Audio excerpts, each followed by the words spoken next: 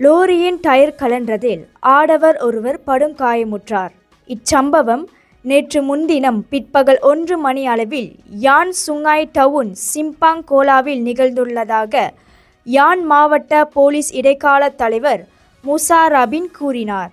காலிலும் தொடையிலும் கடுமையான காயங்களுக்கு ஆளான அந்த 45 வயதுடைய ஆடவர் சுங்காய் பட்டாணியில் உள்ள சுல்தான் அப்துல் ஹலீம் மருத்துவமனையில் சிகிச்சை பெற்று வருவதாக அவர் சொன்னார்.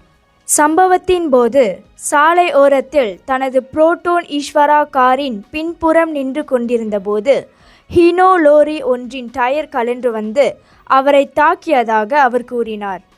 எனினும் 50 வயதுடைய லோரி ஓட்டுநர் காயமடையவில்லை. ஆனால் அவர் போலீஸ் விசாரணைக்காக தடுத்து வைக்கப்பட்டுள்ளதாக கூறிய அவர், இச்சம்பவம் 1987ஆம் ஆண்டு சாலை போக்குவரத்து சட்டத்தின் 43(1) பிரிவின் கீழ் விசாரணை செய்யப்பட்டு வருவதாக அவர் தெரிவித்தார். இந்தியர்களின் இதய குரல் மக்களோசை.